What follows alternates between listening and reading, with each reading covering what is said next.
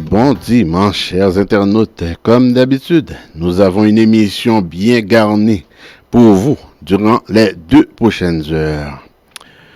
Nos invités sont Maître Stéphane Enfield, avocat en immigration, et Maître Frédéric Bérard, chroniqueur juridico-politique des nouvelles nationales et internationales, avec notre journaliste M. Vladimir Gelin, des nouvelles sportives, avec notre chroniqueuse sportive, Madame Marlene Tillus. Vous pouvez nous envoyer vos questions par texto au 514 605 62 24 ou via Facebook. La programmation habituelle va continuer avec le professeur Anthony Georges-Pierre, auteur et historien. Aujourd'hui, il va nous parler du docteur Martin Luther King. Et mesdames et messieurs, je vous demande de rester branchés à votre émission préférée, Mon argent, mon comptable, sur les ondes de la radio Vertière.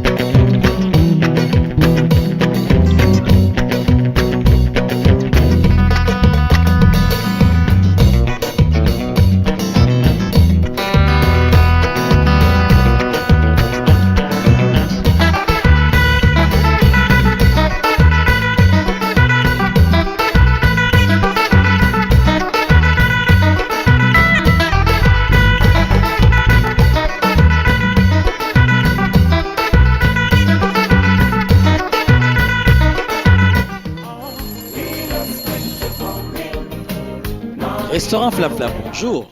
Bonjour monsieur, avez-vous du griot? Absolument madame, c'est notre spécialité. Et je tiens à vous annoncer qu'à l'achat d'un plat de poulet ou de griot au prix régulier, vous obtenez 50% de rabais sur le deuxième plat. Waouh, c'est intéressant.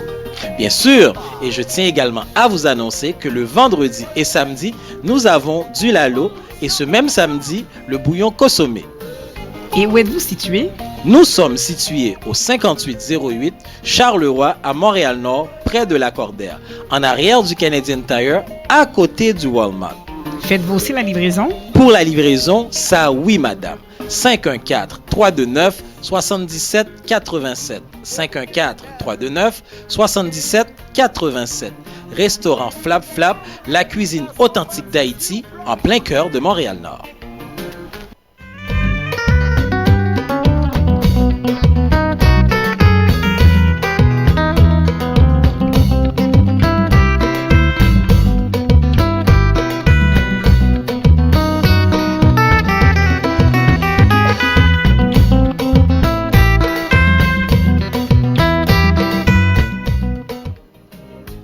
Restaurant Flap Flap, bonjour.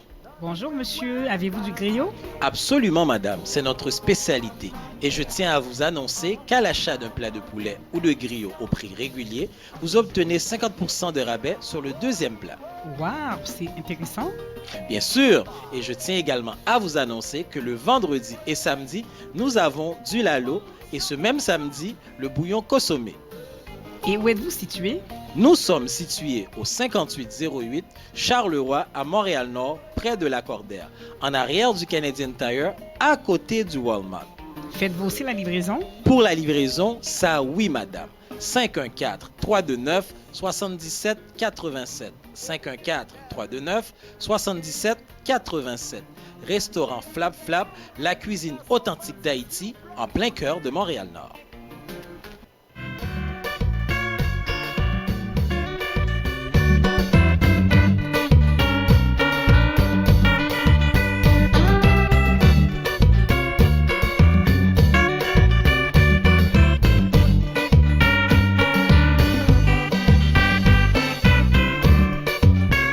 De retour sur les ondes de la radio Vertière, en compagnie de notre journaliste, M.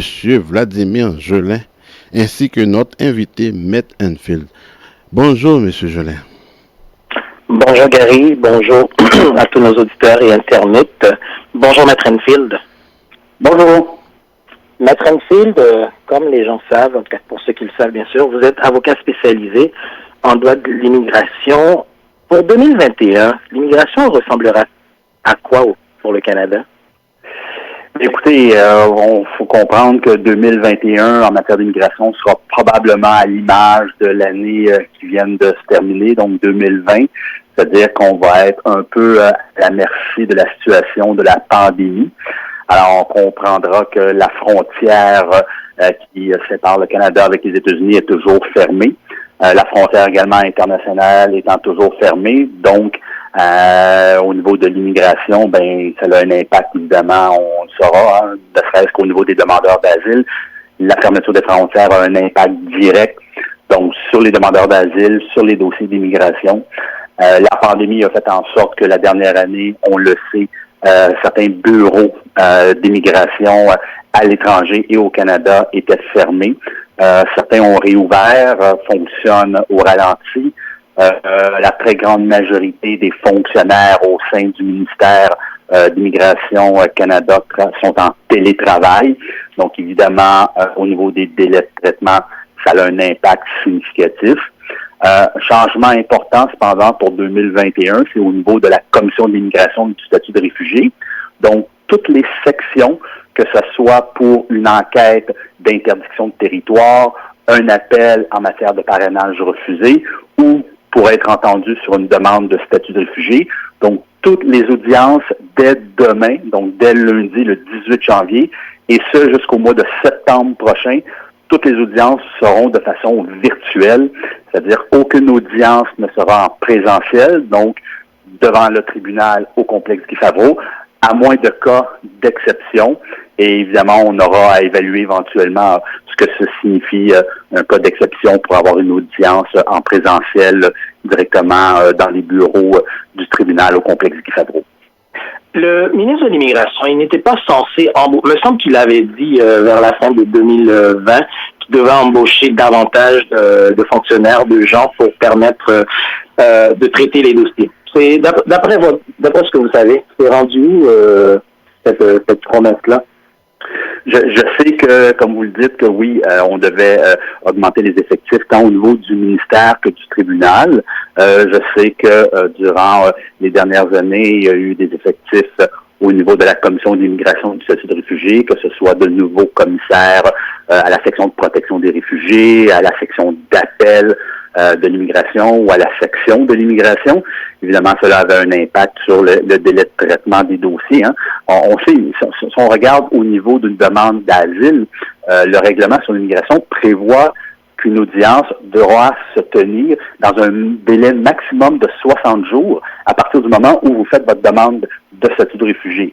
Avant la pandémie, donc avant mars 2020, on pouvait attendre dans certains cas près de 20 mois, dans certains cas même plus longtemps, afin d'être entendu sur notre demande d'asile. Donc déjà, avant la pandémie, la situation au niveau des délais pour être entendu dans la section de protection des réfugiés était considérable.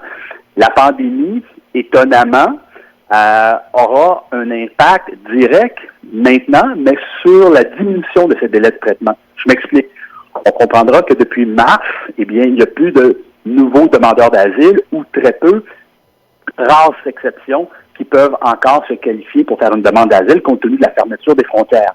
Ce qui a un impact, évidemment, direct sur la charge de travail du tribunal, ce qui fait que les commissaires qui entendent des dossiers sont en même de pouvoir accélérer, si on veut, la cadence et faire en sorte qu'on risque, si évidemment la frontière est toujours fermée pour l'année prochaine, pour l'année, en fait, qui est pour 2021, en cours, oui, merci. Donc, il fera en sorte qu'on risque peut-être d'éliminer la charge de travail qui s'était accumulée au cours des dernières années et reprendre un peu le contrôle sur ces délais de traitement pour en arriver à un délai un peu plus près de ce qui est prévu par le règlement, c'est-à-dire 60 jours maximum.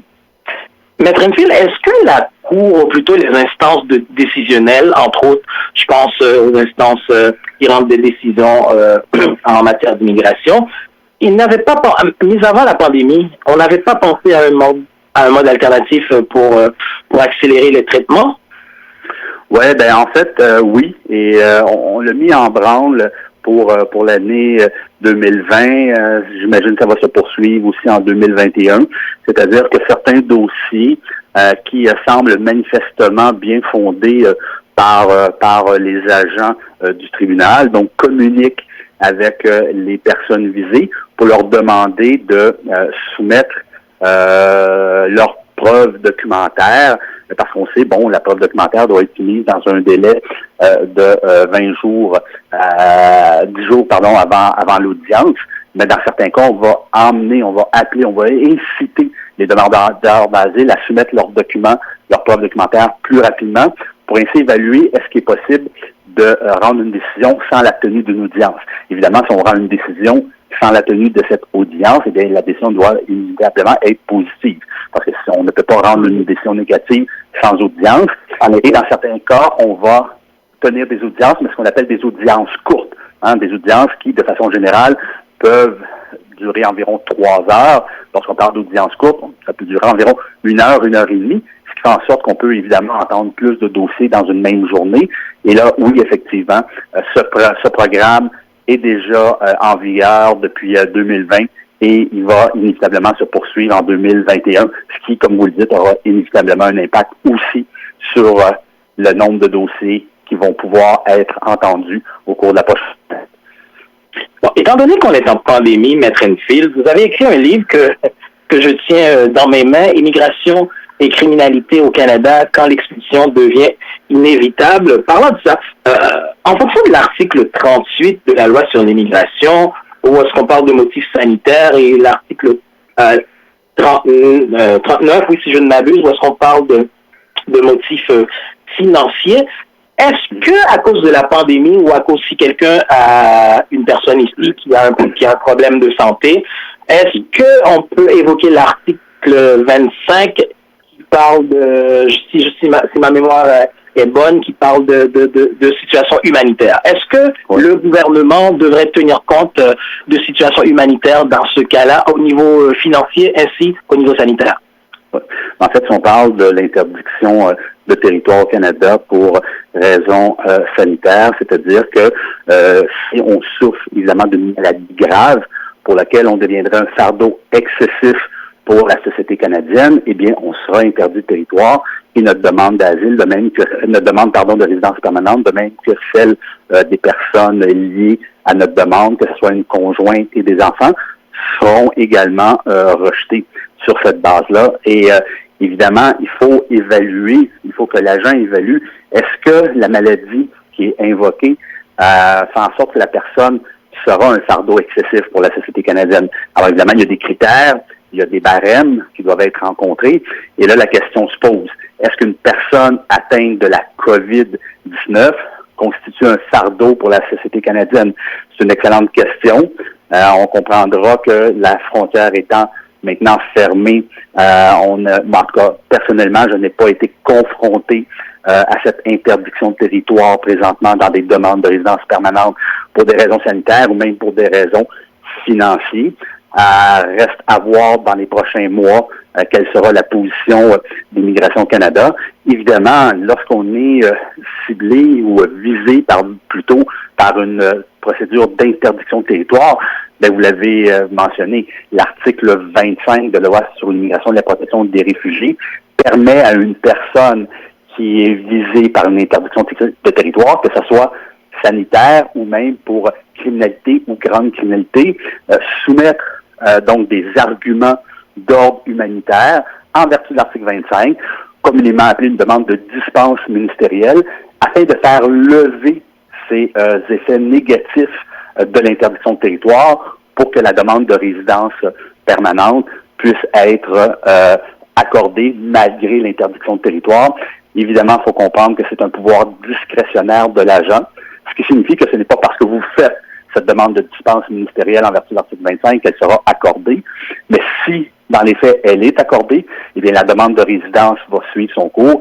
Si, malheureusement, l'agent considère qu'il n'y a pas d'éléments humanitaires suffisants pour accorder cette dispense, eh bien, l'interdiction de territoire, que ce soit sanitaire ou criminalité ou grande criminalité, sera maintenue et la demande de résidence permanente sera par le fait même rejetée.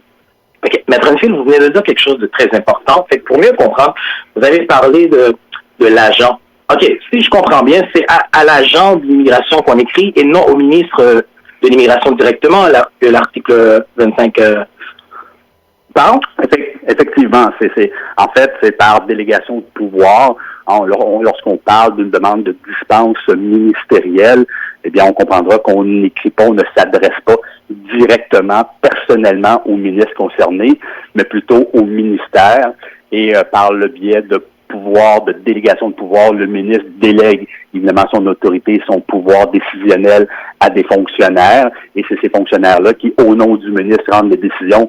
On comprendra que si dans les faits, la décision devait être étudiée et rendue, en fait, le dossier devait être étudié et rendu directement, personnellement, par le ministre, eh bien, ce n'est plus des délais de quelques mois, mais ce serait plutôt plusieurs années qu'il faudra attendre avant d'avoir une décision, parce qu'il y a des centaines de milliers de dossiers qui sont soumis chaque année auprès du ministère de l'Immigration Canada. Alors, évidemment, je me répète, mais c'est par délégation de pouvoir qui fait en sorte que des fonctionnaires ont cette autorité pour pouvoir rendre des décisions. Gary, je viens de recevoir une question, peut-être juste avant de poursuivre avec Maître Enfield. As-tu une question particulière, Gary? Non, j'ai pas de question pour le moment.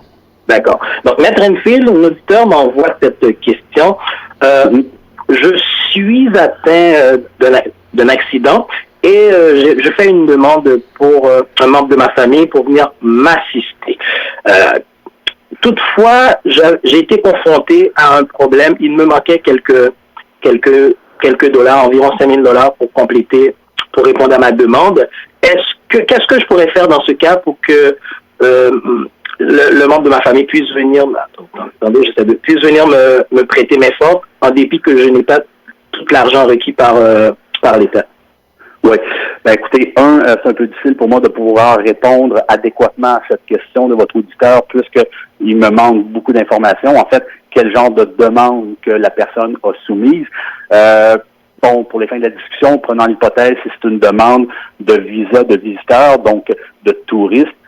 Eh bien, j'imagine que l'individu a soumis un dossier, a soumis des lettres d'invitation, a également fait la démonstration que la personne avait suffisamment de fonds pour pouvoir subvenir à ses besoins pendant la durée de séjour comme touriste au Canada.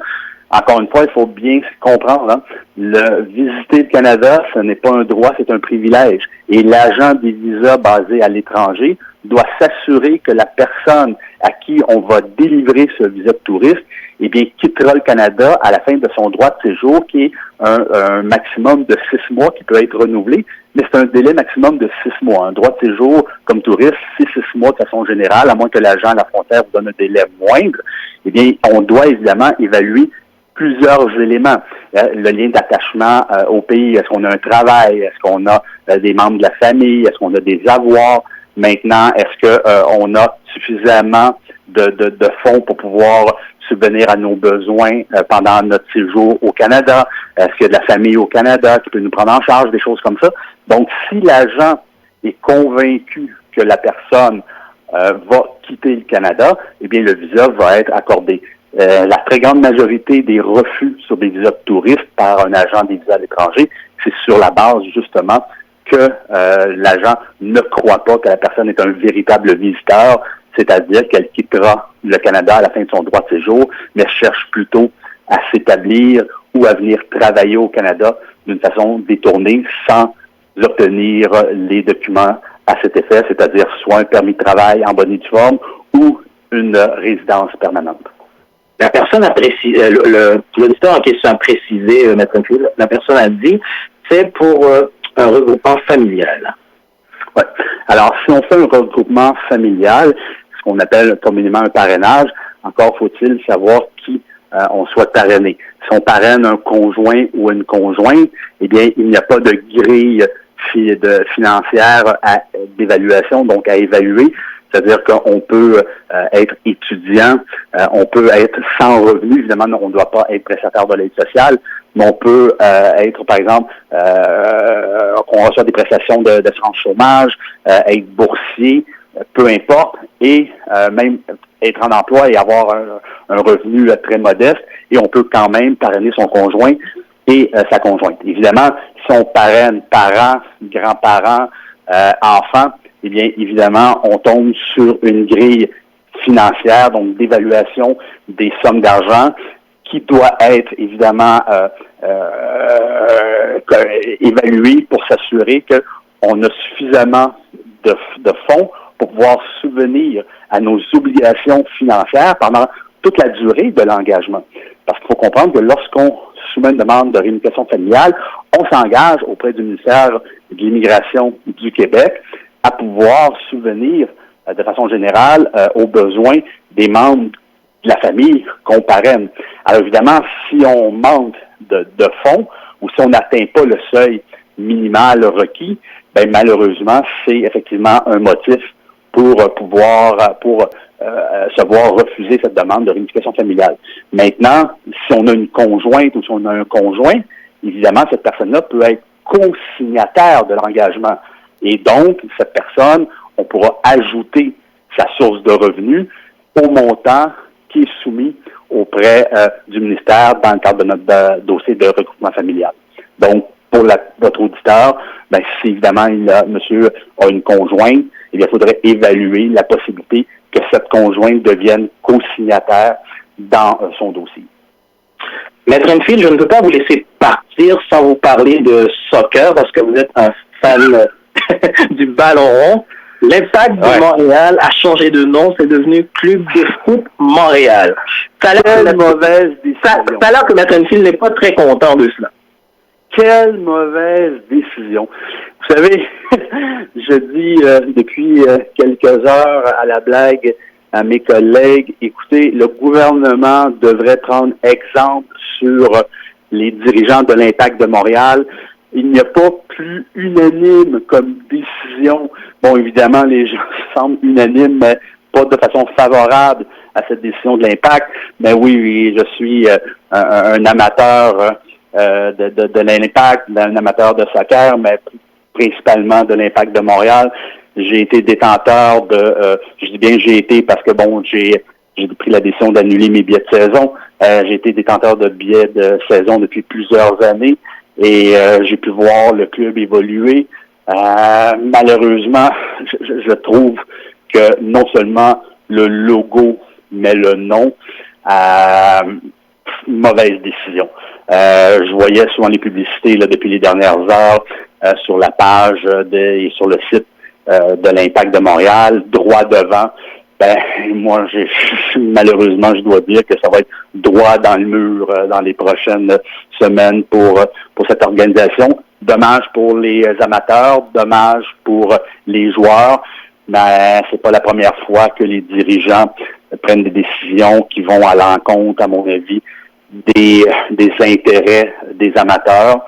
Vous avez une équipe sportive, que ce soit soccer, hockey, football, si on met de côté les amateurs, on ne fait pas long feu, surtout dans une ville comme Montréal. Alors, j'ose espérer, on ne sait jamais, que les dirigeants reculeront sur cette décision. Mais bon, dommage, mais qu'est-ce que vous voulez, la vie va continuer. Maître Enfield, merci beaucoup pour vos éclaircissements en matière d'immigration. Puis on vient de savoir que vous êtes un vrai amateur de soccer. Donc on va voir ce qui se passe avec avec l'Impact de Montréal qui est devenu Club de foot Montréal. Merci beaucoup, Maître Enfield. Ça fait plaisir. Au revoir. Au revoir.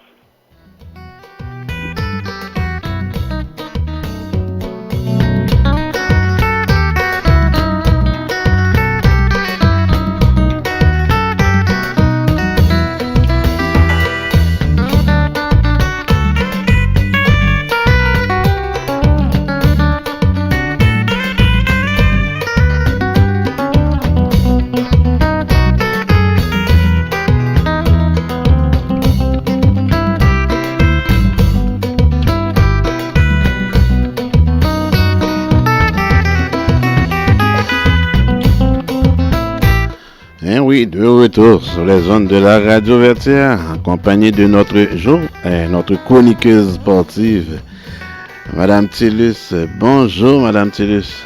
Bonjour Jean-Gary, bonjour aux internautes et aux auditeurs. Est-ce que ça va bien? Oui, ça va bien. Belle victoire des Canadiens de Montréal hier. Oui, alors le Canadien qui a récolté 3 points sur 4 parce que hier, le Canadien a gagné son deuxième match, une victoire convaincante de 5-1 contre les Oilers d'Edmonton. Au premier match, ils avaient perdu en prolongation contre les Maple Leafs de Toronto. Donc, ce qui fait qu'ils récoltent 3 points sur 4. Jean-Gary, hier, j'ai vraiment eu pitié des Oilers d'Edmonton, Jean-Gary. Pitié, c'est un gros mot. Malheureusement, il manque de défenseurs et il manquait de cohésion. C'est pas les Oilers de la fin des années 80, hein, et ça fait des années que les Oilers ont beaucoup de difficultés à performer. Est-ce Marlène, est-ce un problème de défenseur ou bien un problème de système? Parce que tu sais que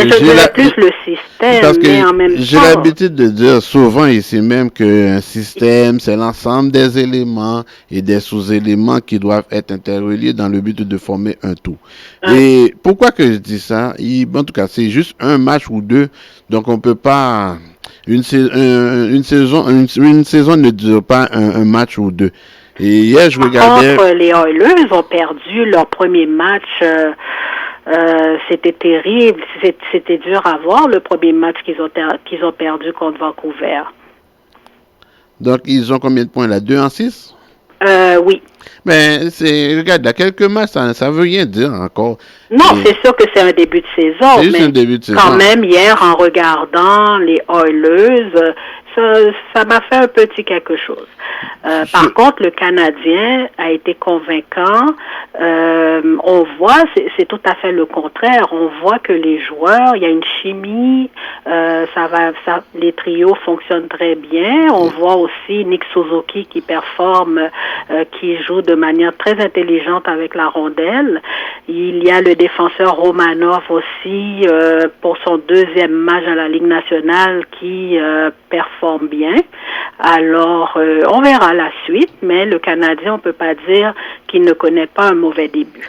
Ben, les Canadiens ont toujours connu un bon début de saison, Marlène. Non, Jean-Gary.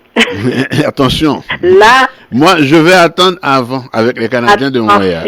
Oui, attention. J'ai l'impression que ils ont déjà connu des bons débuts, là. Oui.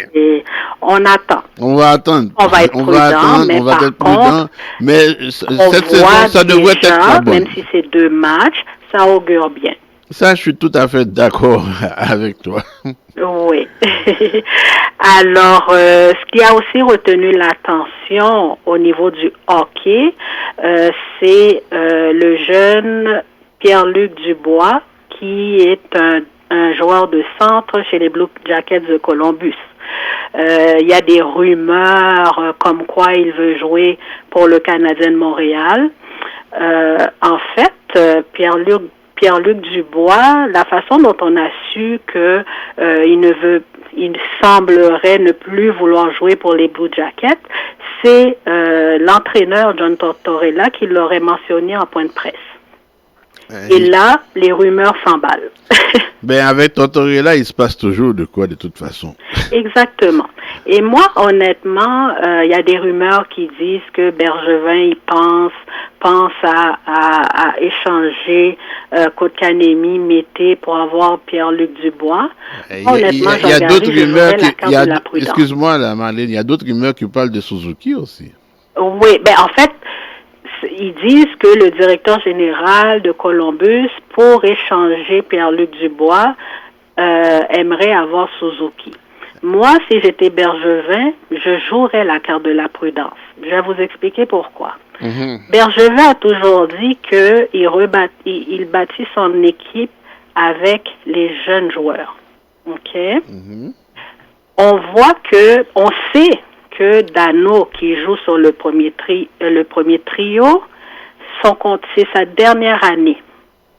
le Canadien n'a pas renouvelé son contrat. Ben, si Dano, excuse-moi, et Marlène, j'ai rien contre Dano, encore une fois. Si Dano est ton premier joueur de centre, il y a un problème quelque part. Oui, mais attends, essaie de suivre ce que je veux dire. Vas-y. Parce que cette saison, c'est la dernière saison de Dano. Moi, mon impression, parce qu'il ne faut pas oublier que dans l'esprit de cette organisation-là, Keke et Suzuki sont les deux joueurs prometteurs de cette équipe. Moi, je crois que dès la saison prochaine, Suzuki va être mûr pour être le joueur de centre. Kotkaniemi deuxième, au premier trio, Suzuki, excusez-moi, Kotkaniemi deuxième, et il aura besoin de joueurs de centre au niveau du troisième trio. Donc, est-ce que ça, pour Bergevin, ça va valoir la peine d'aller chercher Pierre-Luc Dubois? Ah. Sachant que, parce qu'il ne faut pas oublier que Kotkaniemi est en train de progresser. On sait depuis l'année passée, l'été dernier, dans les séries, on l'a vu progresser.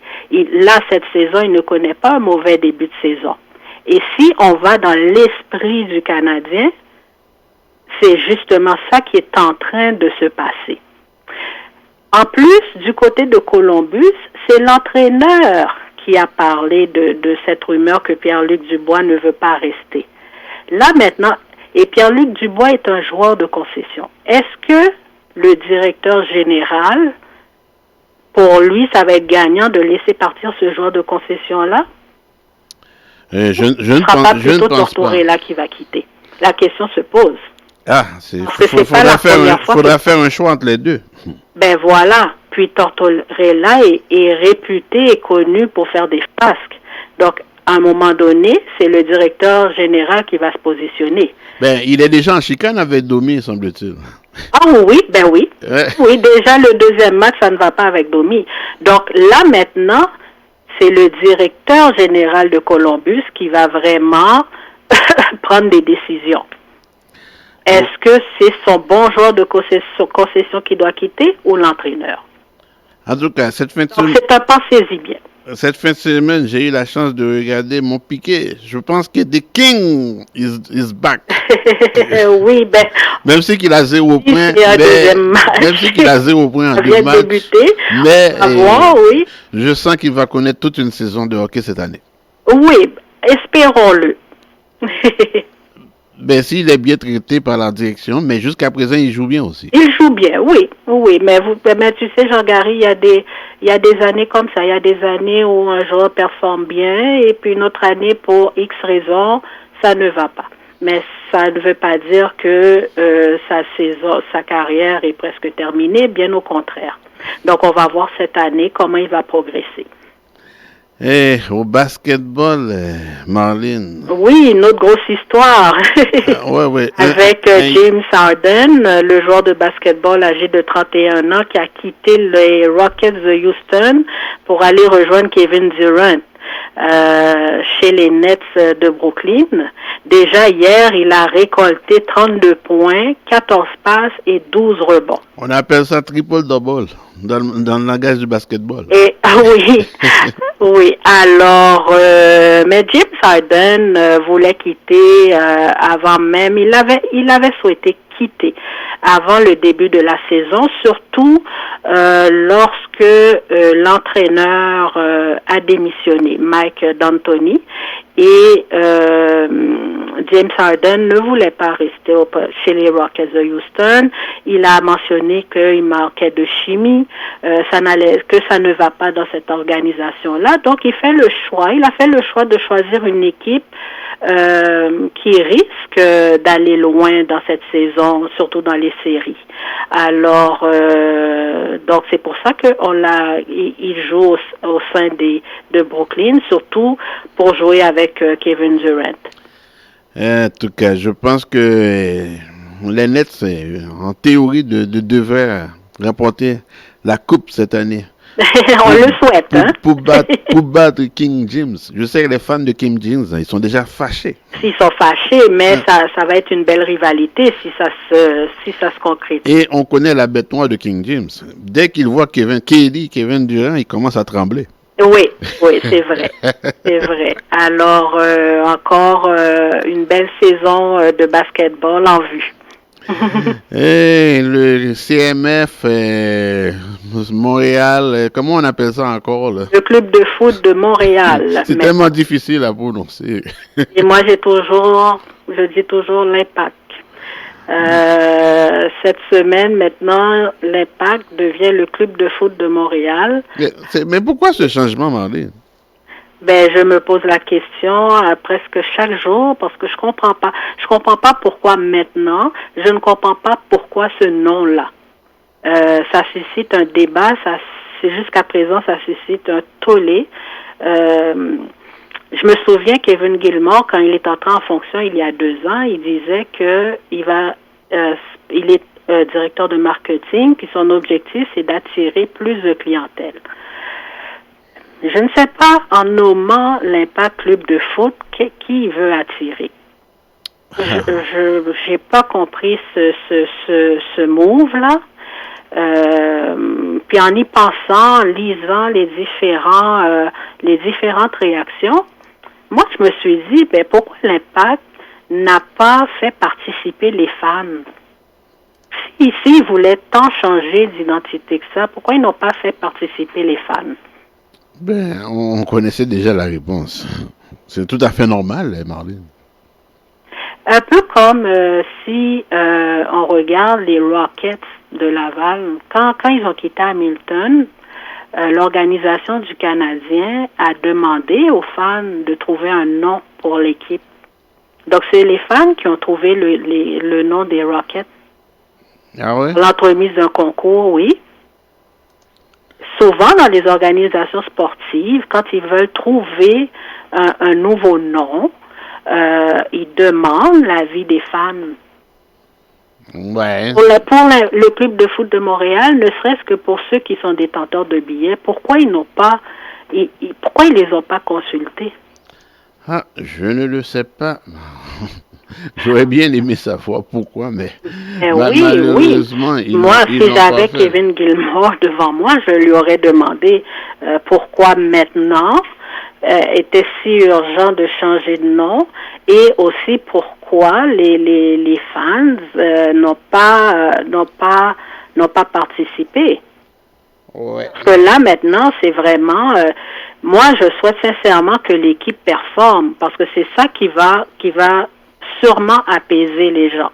En tout cas, c'est tellement triste pour voir ce Alors, changement. Moi, je suis... j'ai pas compris. Ok, tantôt, on avait mettre un Hansfield en entrevue, puis Vladimir lui a posé cette question. Lui-même, il est tellement fâché. Je pense qu'il avait même des billets de saison, qu'il a vendu ses billets de saison. Ben, je ne suis pas surpris. Si l'Impact fait ça pour attirer les gens, franchement, je vous dis, il vaut mieux que ça serait bien que l'équipe performe. Ça c'est sûr. Parce que si l'équipe performe pas, ils vont perdre les gens. En plus, le logo qui rappelle l'hiver, qui rappelle aussi l'Expo 67, qui rappelle, qui est très nostalgique à mon avis. Il y a la neige aussi dedans, Marlene. Pardon? La neige aussi. Oui, les flocons de neige aussi. Mais ça fait très rétro comme logo, alors que il y a tellement de logos qui peuvent être novateurs. Donc, en tout cas, j'ai pas compris ce choix. En tout cas, c'est leur choix. Eh oui. Ça va, on va suivre ça. Autre chose que tu voulais nous parler, Marlene? Ben, je voulais dire au niveau du tennis, on sait que les internationaux d'Australie vont débuter début février parce que les joueurs doivent rester 14 jours en quarantaine. Malheureusement, il y a quelques joueurs et joueuses, dont Bianca Andreescu, qui n'aura pas la chance de s'entraîner parce que son entraîneur, M. Sylvain Bruno, est positif à la COVID. Et on parle de plusieurs joueurs de tennis qui ne pourront pas s'entraîner les 2 dernières semaines à cause de ce protocole. En tout cas. Donc, on va suivre ça de près. On va voir si Bianca Andreescu, malgré tout, participera aux internationaux.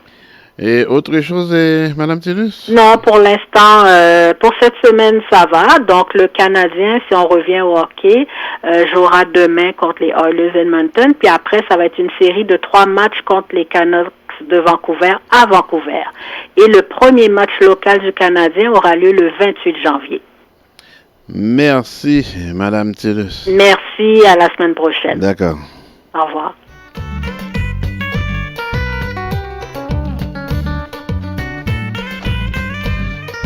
Bien oui, c'était Madame Tillus, notre chroniqueuse sportive.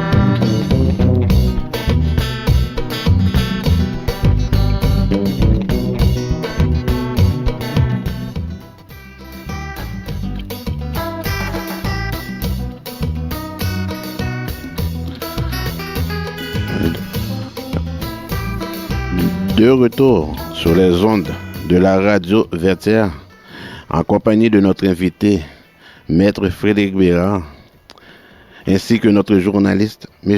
Vladimir Jolin. Bonjour, M. Jolin. Bonjour, Gary. Bonjour à tous et à toutes. Merci, Gary. Depuis une semaine ou un peu plus d'une semaine, le gouvernement du Québec a décrété un couvre-feu. Bon, c'est pratiquement la première ou la deuxième fois dans l'histoire du Québec qu'on parle de couvre-feu. Les gens sont confus, les gens ne comprennent pas trop, mais nous, pour essayer de comprendre, on a fait appel avec un spécialiste. Il est, dans un premier temps, avocat, conseil, il est auteur, professeur et constitutionnaliste, Maître Frédéric Bérard. Bonjour, Maître Bérard. Bonjour. Maître Bérard, Le Québec est plongé dans un couvre-feu. Expliquez-nous ça, parce que je sais que vous êtes quelqu'un qui défendait généralement les libertés individuelles, mais en même temps, vous n'êtes pas dupe, vous essayez de mettre les choses à leur place, de la bonne façon. Comment doit-on comprendre, comment que les Québécois doivent comprendre ce couvre-feu-là? Alors, merci d'abord de dire que je ne suis pas dupe. Hein. C'est rare qu'on me fait des compliments dans les médias. Non, mais pas sûr que c'est nécessairement un compliment que je vous fais, mais généralement, lorsque je vous entends parler, vous balancez les choses. C'est mon côté jovialiste. Hein. J'essaie de voir des compliments, peut-être là où il n'y en a pas, mais tant pis. Non, face à part, c'est certain que moi, je suis achalé par ce qui se passe. C'est certain qu'un couvre-feu est nécessairement liberticide, ça va de soi. C'est une mesure qui est très raide, c'est une mesure qui roule aux compresses les libertés civiles. En même temps, je crois que nous sommes ici dans un cadre d'exception, ce qui me semble évident. Je dis que je crois, mais je ne le crois pas, j'en suis convaincu. C'est l'évidence même. Et il faut comprendre que les droits et les libertés ne sont pas absolus. Même dans un État de droit comme le Canada, il y a toujours un certain relativisme à ces droits et libertés qui doivent être pondérés au final, ultimement, par un tribunal qui veillera à établir une espèce d'équilibre entre les libertés individuelles et les intérêts de la collectivité. Or, dans un cas comme celui qui nous occupe, c'est-à-dire la lutte à la pandémie, nul doute que l'État peut avoir des pouvoirs, si je peux dire, qui sont davantage importants qu'en temps normal. C'est là aussi la logique même. Donc, pour vous, pour utiliser votre expression, ce couvre-feu est liberticide, mais en même temps, il y a une certaine logique derrière parce que on pense au bien-être de la majorité. C'est bien cela? En fait, c'est difficile de penser que comment je dirais, une pandémie, par définition, affecte les intérêts collectifs. Hein? Ça, je pense que ça va de soi aussi. Maintenant, donc, comment on lutte contre une pandémie comme celle-ci? Évidemment, je ne suis pas scientifique, mais ce que je sais, c'est que ce type de couvre-feu existe, par exemple, en Europe. La France l'a utilisé à quelques reprises, d'autres pays également. Il y a une revue scientifique qui s'appelle The Lancet qui a établi la corrélation claire et nette entre le couvre-feu français et la diminution de la contamination en France. Alors, nécessairement, si on considère que la mesure, elle est efficace, puis on y reviendra, j'imagine, à partir de cette prémisse-là, ça serait difficile d'imaginer un tribunal refuser la mesure en question au gouvernement Legault. Pourquoi? Parce que les intérêts collectifs doivent ici, je crois, primer en quelque sorte, surtout que si on évalue la mesure à l'heure actuelle, celle-ci n'est pas très... Elle est liberticide, elle est attentatoire, mais ce n'est peut-être pas la fin du monde de rester chez soi à partir de 20 heures au mois de janvier où il fait moins 72 000 dans 10 pieds de neige. Je ne sais pas ce que les gens faisaient avant, là, mais moi, j'allais pas me promener avec les loups dans le bois. Là. Je restais chez moi très peinard et puis c'est ça. Évidemment, il y en a pour qui la situation est particulière, mais il y a des exceptions de prévues, évidemment, même si, de toute évidence, ça complique un peu la tâche parce qu'il y a des policiers qui peuvent vous arrêter de manière arbitraire et ça aussi, c'est achalant.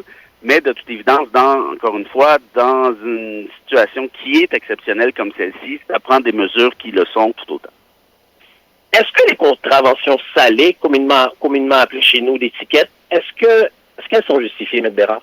Moi, je pense que oui, parce que, vous voyez, c'est justement le problème le plus important depuis le début de cette pandémie. C'est que pendant très longtemps, le gouvernement Legault y allait de conseils. On vous déconseille de passer d'une région à l'autre. On vous déconseille de voyager. On vous déconseille de ci. On vous déconseille d'avoir des amis. On vous déconseille de ça. Ça fonctionne pas, ça. C'est dommage. Mais on voit l'importance ici d'une règle de droit, une règle qui est claire, une règle qui est établie, une règle qui, malheureusement, est accompagnée de sanctions. Parce que, surtout dans un cadre de pandémie, on ne peut pas faire... Oui, il y a une majorité de la population, je crois, qui suit les règles. Sauf que le problème, justement, en matière de pandémie, il suffit d'une minorité qui ne les suit pas pour foutre le bordel et continuer de contaminer le reste de la population, comme on le voit en ce moment. J'écoutais un de vos collègues, Maître Dury, parler à Denis Lévesque. Lui, selon lui, il y a peut-être inconstitutionnalité de cette règle. C'est Maître Dury. J'ai oublié son prénom. Par contre, si je comprends bien, c'est un peu diamétral. Vous avez une vision un peu diamétralement opposée dans ce sens. Mais est-ce qu'il est constitutionnaliste, Dury? Je pense pas, non. Non, bon, OK. C'est pour ça que j'ai mis un bémol dans c'est pas grave, hein, tout le monde est constitutionnaliste au Québec, tout le monde Je regarde sur mes réseaux sociaux et je vois qu'il y a au moins 8 300 000 Québécois qui sont des spécialistes en droit constitutionnel, donc je sais pas à quoi je sers, moi, de toute évidence, mais c'est pas grave. Arrêtez, M. Bérard. Mais non, faire sa part, ce que je veux dire par là, c'est que c'est certain qu'il y aura une discussion à y avoir devant un tribunal, à savoir, est-ce qu'il y a une violation des libertés civiles ici? Moi, ça me semble évident, mais c'est pas parce que, comme j'expliquais tout à l'heure, qu'il y a une violation, que cette violation-là ne peut pas être achetée. Oui, elle peut être achetée si les intérêts collectifs doivent primer. Or, il y a un test qui est conçu pour ça, que vous connaissez, qu'on appelle communément le test de Holt, ES, qui comporte 4 critères. Le premier critère, c'est est-ce que l'objectif poursuivi par le gouvernement Legault, ici, ou le législateur au sens plus large, si vous voulez, est réel et urgent. Je pense que la lutte contre la pandémie, c'est réel et urgent, ça va de soi. Le deuxième critère, c'est le lien rationnel. Il existe un lien rationnel entre le couvre-feu et la lutte à la pandémie. Ça va être le bout le plus difficile pour le gouvernement, mais comme je viens de vous dire, la revue scientifique Lancet dit qu'il y a une relation de cause à effet. Il y a probablement d'autres études scientifiques. Le gouvernement a seulement déposé celle-ci et ça devrait en être réglé. Le juge va prendre ça, va prendre connaissance des études en question. Troisième critère, est-ce qu'il y a une atteinte minimale? Est-ce que c'est la fin du monde de rester chez soi à partir de 20 heures au mois de janvier? Franchement, je le crois pas. Ce serait beaucoup plus problématique en Ontario, où là, on a imposé une fermeture complète. C'est impossible de sortir de chez vous. Alors là, c'est une coche au-dessus, là, franchement. Et puis, le quatrième critère, c'est la proportionnalité. En d'autres termes, est-ce que l'État essaie d'assassiner une mouche avec un bazooka? Franchement, dans ce cas-ci, je ne crois pas. C'est quand même relativement pondéré.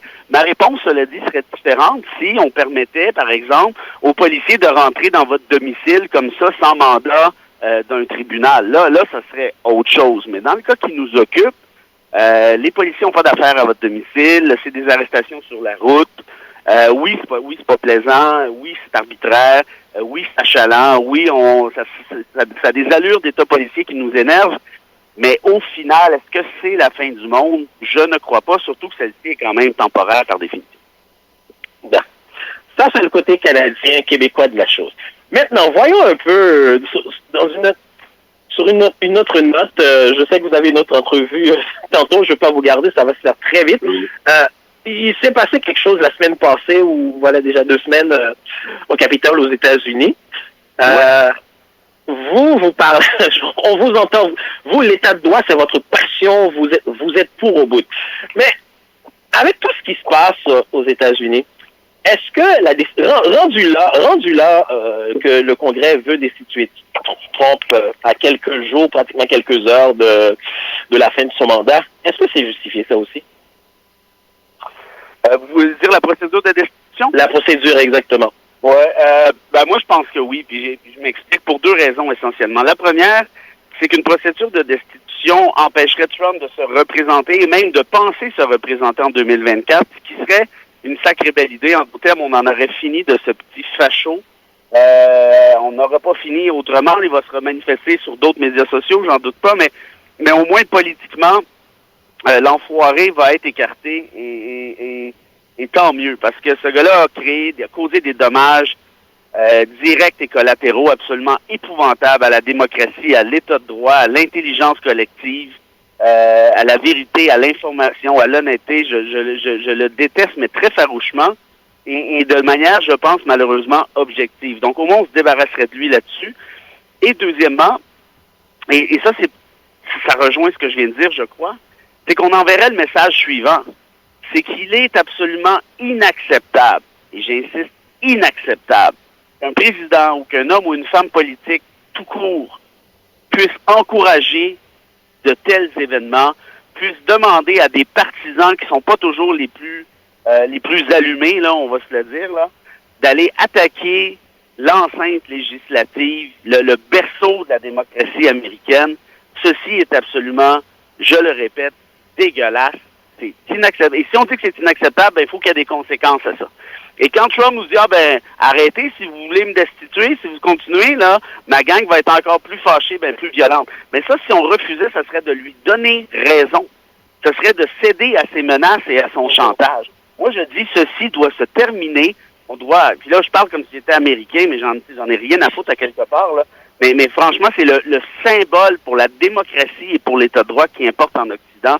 Ce gars-là devrait se faire botter le derrière dans la stratosphère et dire, tes petites menaces et ton petit chantage, mon Donald, ça a fonctionné pendant un bout de temps, ça ne fonctionne plus, ça le passe plus, et maintenant tu débarrasses, tu prends le camion de déménagement et tu fous le camp et on veut plus te revoir. Mais les adeptes qu'il a fait ici chez nous, quand même, Maître Bérard, parce que, surtout au Québec, on voit qu'il y a beaucoup de trompistes, là, n'empêche. Ça, c'est le bout qui me surprend le plus. Je dois dire, c'est depuis quelques temps maintenant, particulièrement depuis le début de la pandémie, où tout ça s'est confondu, les complotistes, Bill Gates, le 5G, la pédophilie, les pédos sataniques, les reptiliens, les Illuminati. Et je me dis, mais qu'est-ce qu'il lui trouve? Ce gars-là est un menteur pathologique à coup de 20 mensonges par jour. Je veux dire, les études en témoignent. Mais qu'est-ce que vous attendez de lui? Et le pire, c'est que la grande majorité de ces fans vont crier qu'ici, au Québec, on vit en dictature, alors qu'ils veulent eux-mêmes suivre un dictateur en puissance, un petit facho, c'est-à-dire Trump. L'espèce de tentative qu'ils ont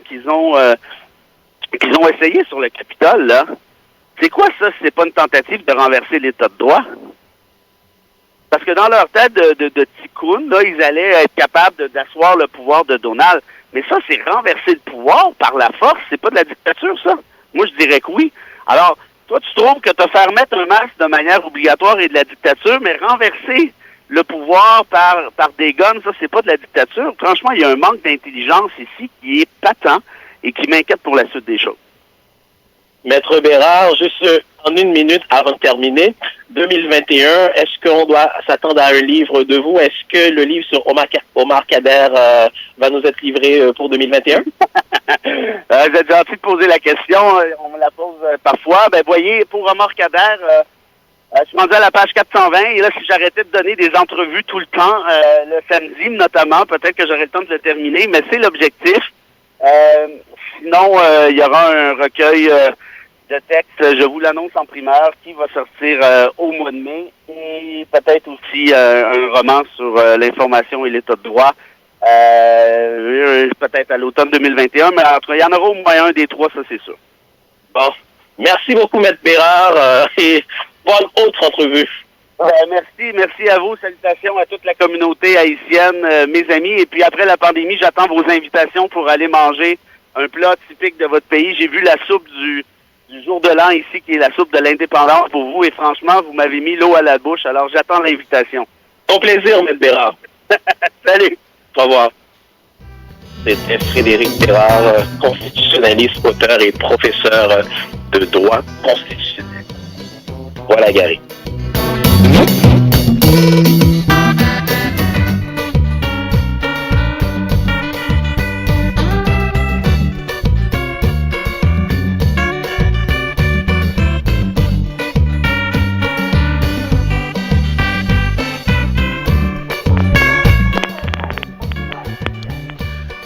Oui, de retour à l'émission Mon argent, mon comptable sur les ondes de la radio Vertière.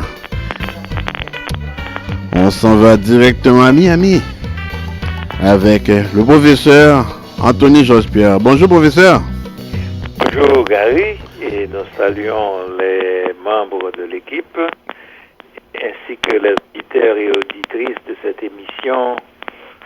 Et aujourd'hui, avant d'aborder le de l'émission, à savoir parler. Vous savez que le 15 janvier 1929, c'est la naissance de Dr. Martin Luther King, et aux États-Unis, le lundi 18 juin. Professeur, on a un petit problème technique de son. Je ne sais pas si vous pouvez raccrocher et rappeler tout de suite. Peut-être que ça va être correct. Juste raccrocher et rappeler tout de suite. OK?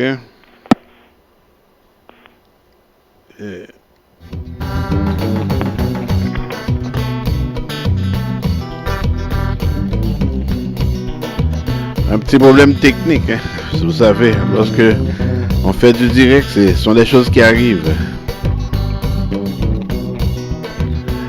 Oui, professeur, vous pouvez parler là. Est-ce que c'est mieux maintenant? Oui, c'est très bien. Bon, mais oui. Je disais que, avant d'aborder le panorama que nous allons brosser concernant la vie de Dr. Martin Luther King, puisque le 15 janvier ramène son anniversaire de naissance, et aux États-Unis, à travers le pays, on va marquer cet anniversaire le lundi 18 janvier. Mais avant, nous voulons simplement montrer que nous sommes à quelques jours de la fin du mandat de Donald Trump, et que c'est l'accession à la présidence des États-Unis de Joe Biden. Mais pour Trump, la situation est assez précaire parce que justement, il sera le seul président des États-Unis à avoir été condamné 2 fois pour des violations de la Constitution, pour des situations assez impératives concernant la vie de la nation américaine. Donc,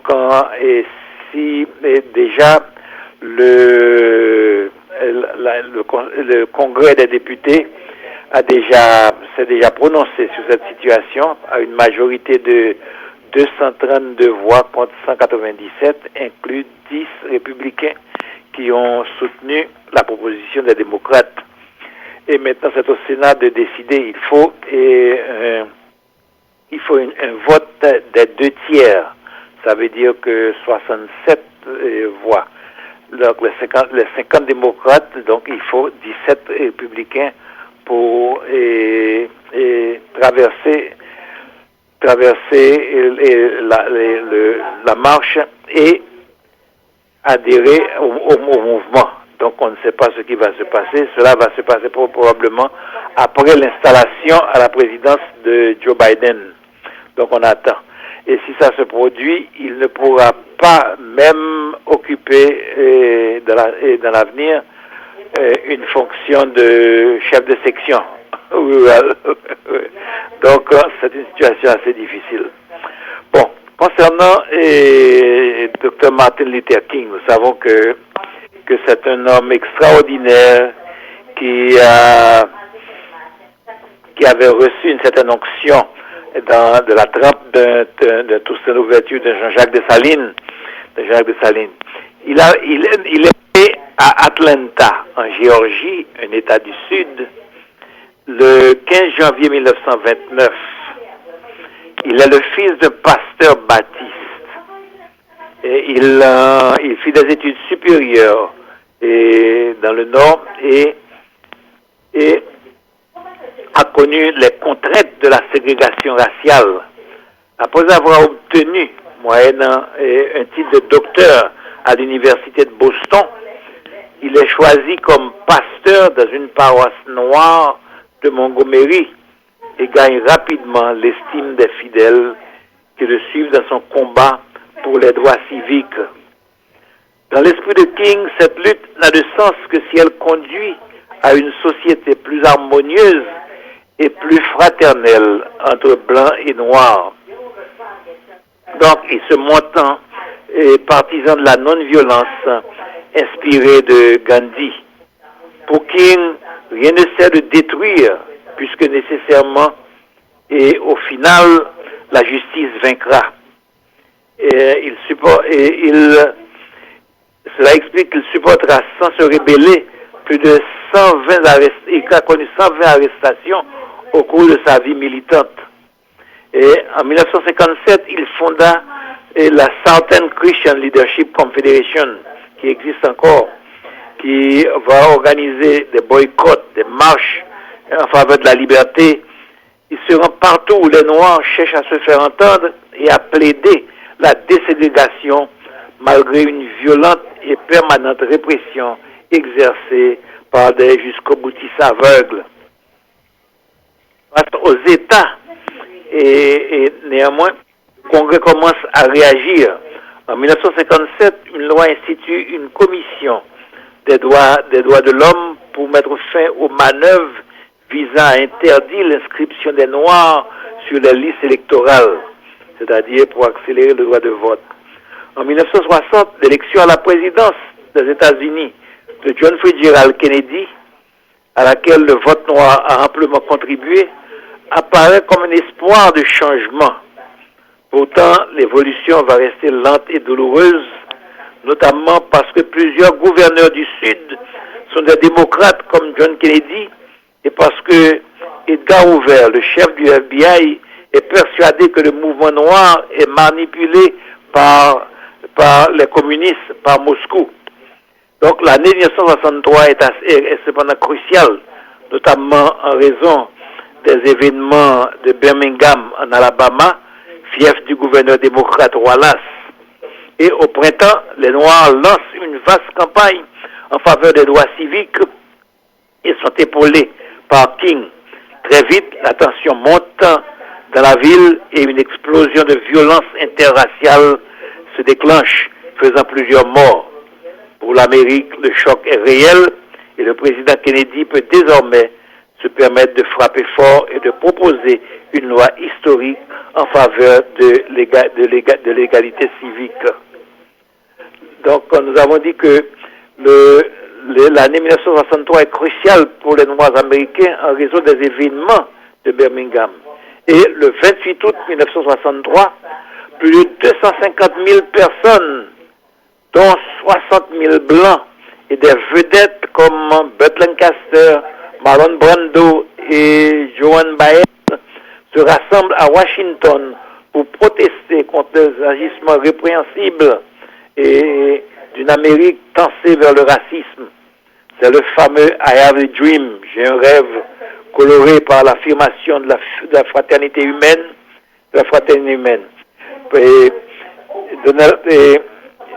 Et Dr. Martin Luther King recevra le prix Nobel de la paix en 1964.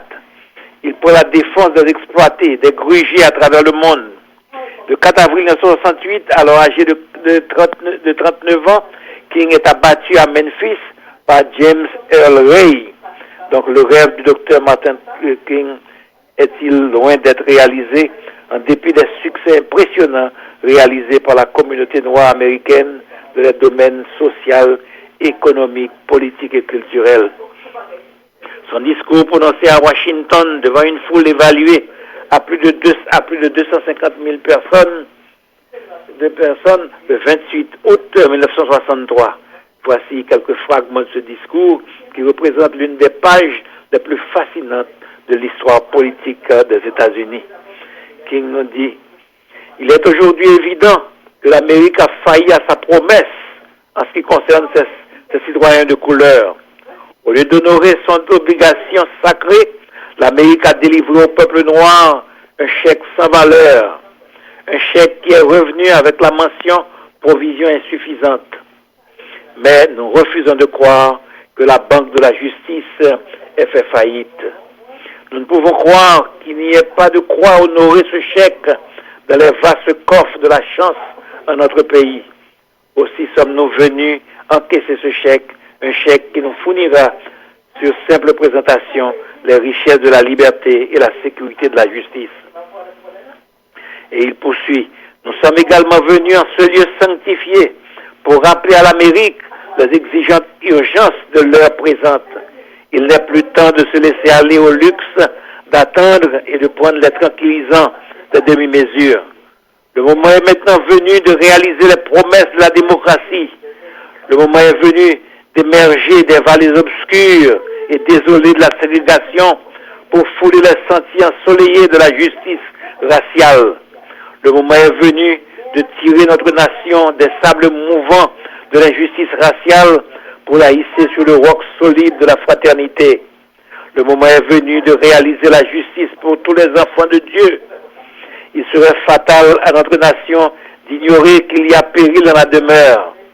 Cet étouffant été du légitime mécontentement des Noirs ne se terminera pas sans qu'advienne un automne vivifiant de liberté et d'égalité. 1963 n'est pas une fin, mais un commencement. Ceux qui espèrent que le noir avait seulement besoin de laisser fuser la vapeur et se montrera désormais satisfait se préparent à un rude réveil si le pays retourne à ses affaires comme avant. Il n'y aura plus ni repos ni tranquillité en Amérique tant que le noir n'aura pas obtenu ses droits de citoyen. Les tourbillons de la révolte continueront d'ébranler les fondations de notre nation jusqu'au jour où naîtra l'aube brillante et de la justice. Ne cherchons pas à étancher notre soif de liberté en buvant à la coupe de la rancune et de la haine. Livrons toujours notre bataille sur les hauts plateaux de la dignité et de la discipline.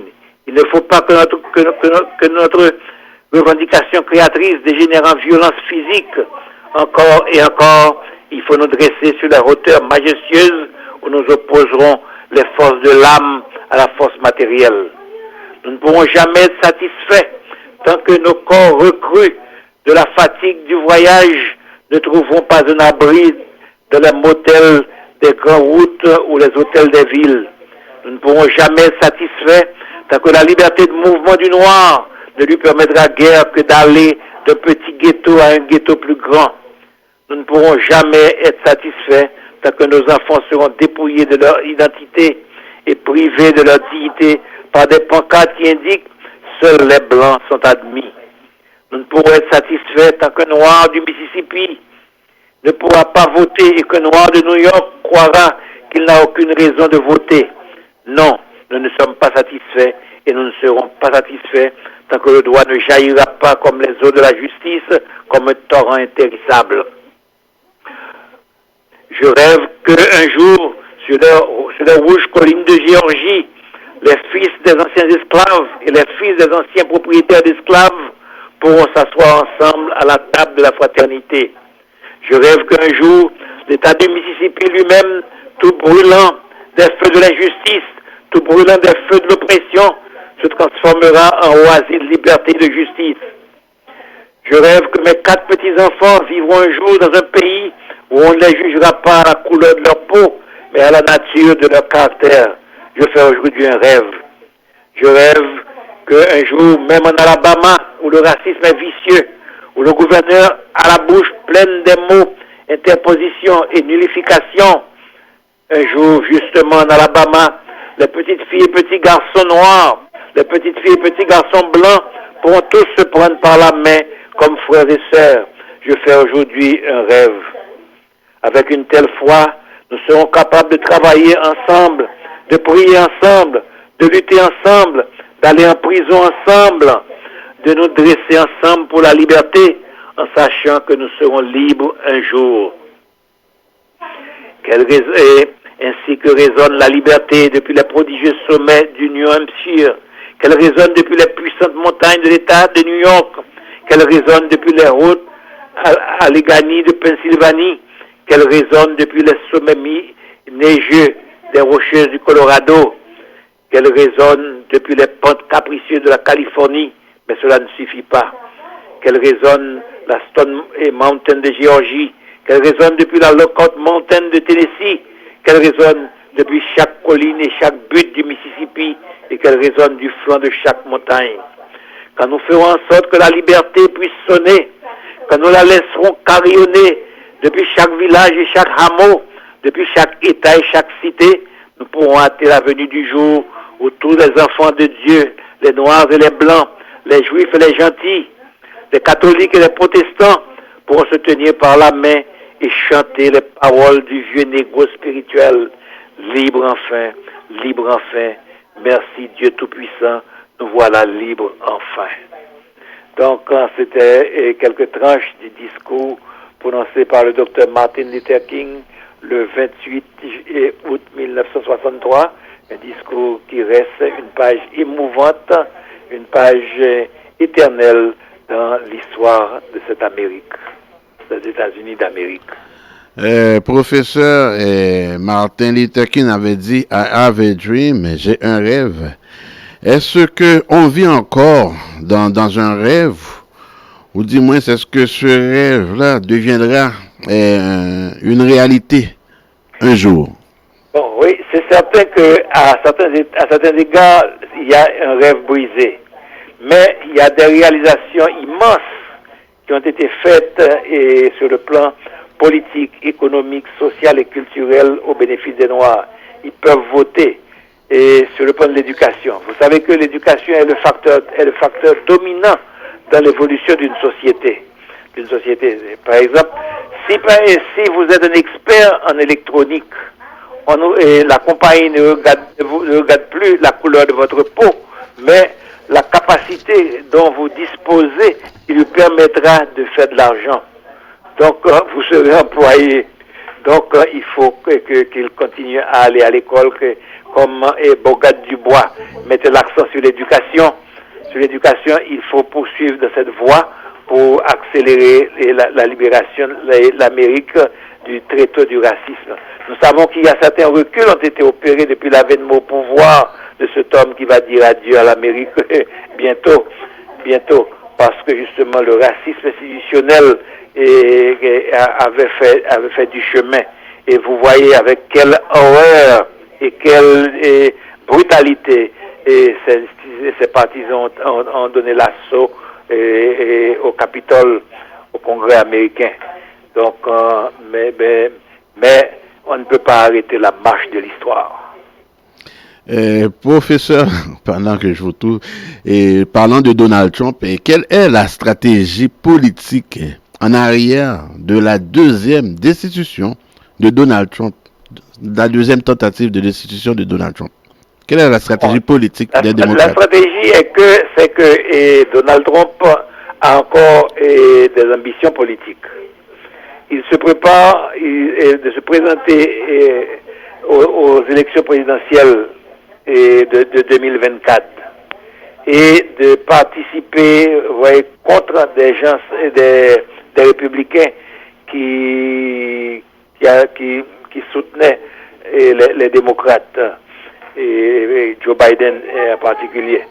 Donc la stratégie consiste à mettre en place des mesures pour l'empêcher d'exercer ses droits politiques, parce que on le juge comme un homme dangereux pour l'Amérique, pour les institutions américaines, pour la démocratie américaine.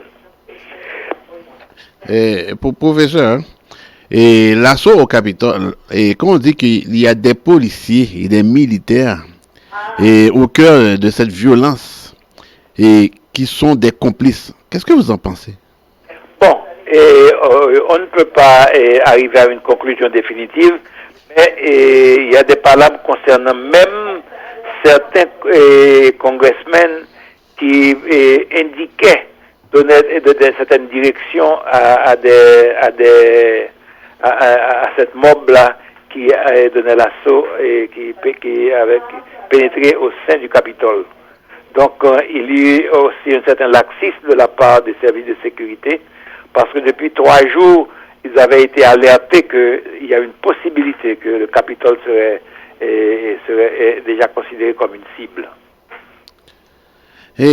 Tout est possible. Hein. Quelles sont les difficultés judiciaires en vue pour Donald Trump? Bon, est-ce qu'il y a 50 démocrates qui définitivement au Sénat vont voter pour la condamnation? Bon, il faut 17 républicains sur 50 et pour adhérer à ce mouvement et pour que définitivement maintenant non pas et que pour Donald Trump soit destitué, il sera déjà parti, mais qu'il ne puisse exercer ses droits politiques, puisque ces droits-là vont à l'encontre des intérêts démocratiques des États-Unis. Et pour professeur, encore une autre dernière question. Qu'est-ce que vous en pensez que le fait que Donald Trump ne va pas assister à l'investiture de Joe Biden? Le fait que Donald Trump... Il ne va pas assister à l'investiture de Joe Biden. Bon, c'est une décision qui lui est propre. Donc, c'est son choix. C'est son choix. Donc, naturellement, je ne m'attendais pas à ce qu'il assiste à cette inauguration. Et parce qu'il faut connaître l'homme, il se croit au-dessus du commun des mortels. Il est le Dieu vivant sur terre. Donc, pour lui, c'est pourquoi jusqu'au moment où je vous parle, il croit qu'il a été élu président malgré le verdict des urnes. C'est comme perdre pour lui, professeur, contre Joe l'endormi, et Sleepy Joe, comme il l'appelle. Il ne croit pas encore. Il ne croit pas encore à sa défaite, le fait qu'il a perdu contre Joe l'endormi, contre Sleepy Joe. Oui, bon, c'est son droit le plus intime, mais il faut qu'il soit un homme qui se montre lucide et comprendre que il faut des hommes courageux, des hommes verticaux, capables de reconnaître que vous avez subi une défaite et que vous devez vous retirer. Avec honneur et dignité. Parce que imaginez-vous, pour professeur, on est obligé de faire appel à 15 000 soldats. 15 000, vous parlez, c'est 25 000 maintenant. C'est 25 000 maintenant, de la garde nationale. De la garde nationale, oui. Mais c'est incroyable. Oui, parce que, oui. C'est-à-dire, il y a plus de soldats américains à Washington actuellement qu'il y en a en Syrie, en Irak et au Liban et en Afghanistan. Et dernière question, professeur, moi je suis pas aux États-Unis. Le fait que Joe Biden dévoile son plan d'aide de 1900 milliards de dollars, est-ce que ça va faire du bien pour les Américains? Bon, en principe oui, puisque ça va adresser et sur le plan économique, parce qu'il y a un rabaissement de l'économie américaine compte tenu du virus. Et ensuite, pour activer la propagation du vaccin qui est pour protéger la population. Donc, et d'autres facteurs encore, parce que ça a été une régression totale des États-Unis et durant les 4 années de Donald Trump. Il a pris vivement à partie tous les alliés des États-Unis qui le regardent maintenant comme un type falot.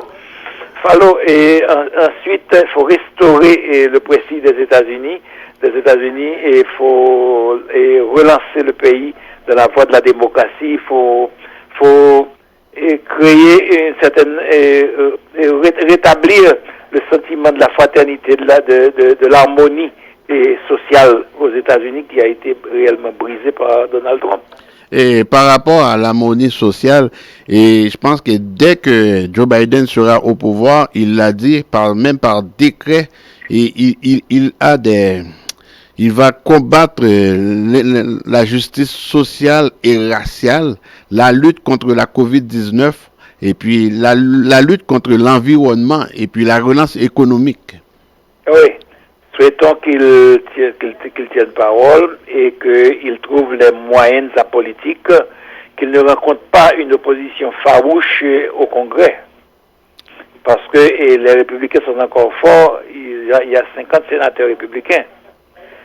Et pour réaliser l'unanimité, la décision finale, il faut l'intervention du vice-président qui pourra jeter son dévolu dans la bataille électorale, et pour réaliser 51 contre 50. En tout cas, comme dernière question, Joe Biden a dit dès les 100 jours, là, dès les 100 jours, on va voir la différence.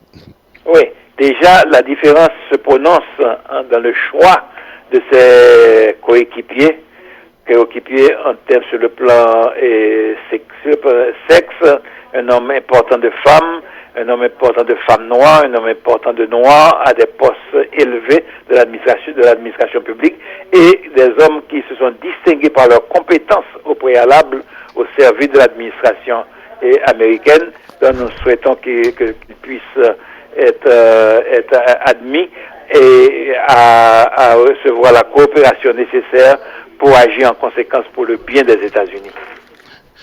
Merci, professeur. Eh oui, donc bonne journée, bonne besogne. Donc, et nous attendons le mercredi 4 et le mercredi 20 janvier pour voir comment ça va se passer. Nous souhaitons que tout se passe dans l'ordre, la paix, le calme et la tranquillité pour que les institutions démocratiques retrouvent la vie qu'elles ont perdue durant les 4 années du mandat de Donald Trump. Merci, professeur. Oui, donc, et à la semaine prochaine. Mais oui, la semaine prochaine, nous saluons à nouveau les auditeurs et auditrices. Oui. Mais oui, nous disons, alors? Oui. Nous disons allô à Bernadette et à Elibert Desrameaux, à Carla et Marie-Lisa Achille, et à tant d'autres aussi, Antonine. Donc, salutations. Mais oui. Merci, professeur. À la semaine prochaine. Ok, bye bye.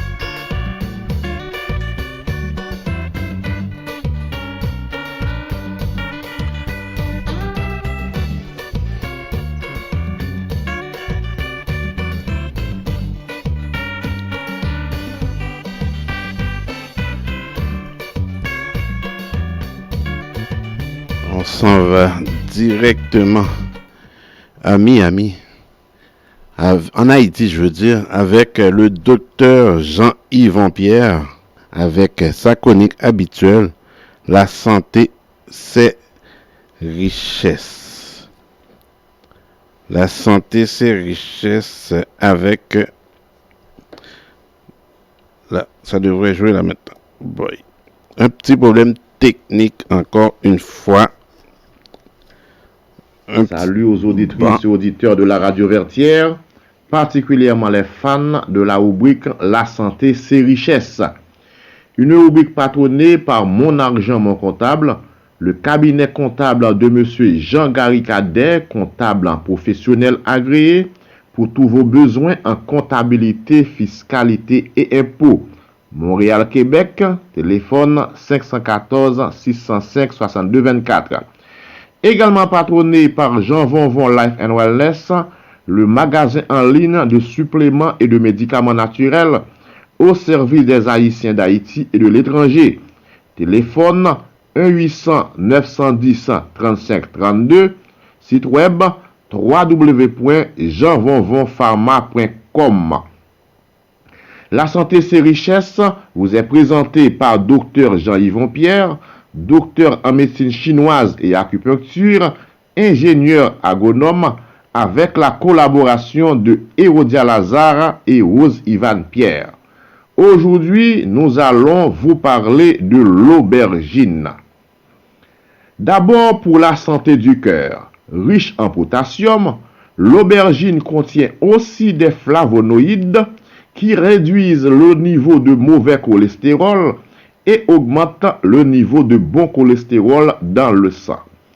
Excellent antioxydant, l'aubergine permet de lutter contre les radicaux libres responsables des maladies cardiovasculaires, du cancer et du vieillissement prématuré. L'aubergine fonctionne également comme un dépuratif naturel tout en aidant à éliminer les toxines de l'organisme humain. L'aubergine améliore la santé cérébrale en augmentant la circulation sanguine vers le cerveau et en y éliminant les toxines. L'aubergine aide à perdre du poids grâce à sa forte teneur en fibres solubles et sa faible teneur en calories. L'aubergine permet de prévenir et de traiter l'anémie grâce au fer qu'elle contient. Elle améliore la vision et prévient la cataracte grâce à l'anthocyanine qu'elle contient. La forte teneur en calcium et en fer et en composés phénoliques de l'aubergine fait d'elle un moyen naturel pour prévenir l'ostéoporose et garder les os en bonne santé. L'aubergine contient également de la vitamine A et de la vitamine B3 qui aident à éviter la chute des cheveux. Pour éviter la rétention d'eau dans le corps, il est recommandé de boire de l'eau d'aubergine, un puissant diurétique qui aide à expulser les liquides en excès. Enfin, la chair de l'aubergine bouillie permet de traiter les brûlures de la peau grâce à ses propriétés curatives et balsamiques qui aident à apaiser les douleurs et adoucir la peau. Et pour finir, songez que les informations divulguées au cours de cette rubrique le sont à titre éducationnel et informatif seulement et ne peuvent remplacer en aucune façon une séance de consultation médicale. Pour toutes vos questions, n'hésitez pas à contacter Dr Jean-Yvon Pierre par WhatsApp au numéro 954 516 36 95. Merci de votre fidélité et à la semaine prochaine pour une rubrique pareille, même heure, même station, Radio Vertière, à l'heure de Mon Argent, Mon Comptable. Haïtiens d'Haïti et de l'étranger, ainsi que toutes les autres communautés, désormais, la solution naturelle à vos problèmes de santé a une référence. Jean Vauvon Life and Wellness. Jean Vauvon Life and Wellness est une pharmacie naturelle située à Fort Lauderdale en Floride et spécialisée dans la vente en ligne de suppléments et de produits naturels. Pour information, composez le 1-800-910-3532. Par WhatsApp 954 516 36 95 ou encore faites un petit tour sur le site internet www.jeanvauvonpharma.com. Pour éviter le bistouri, la solution Jean Vauvon Life and Wellness au naturel. Yo, Patrick Desbarrieux, I hate to say this, man, but I told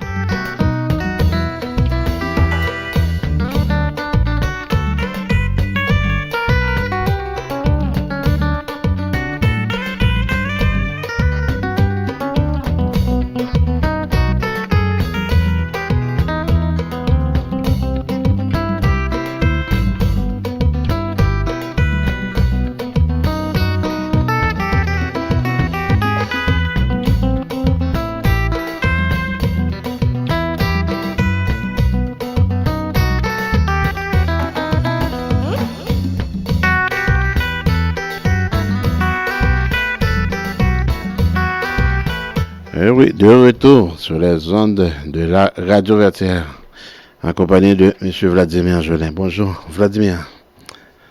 Des nouvelles et des nouvelles. On commence par quoi? Aux États-Unis, au Canada et au Québec. À vous, mon cher. Gary, dans peu de temps, on arrive au dernier moment de Donald Trump à la Maison-Blanche. Donc, les préparatifs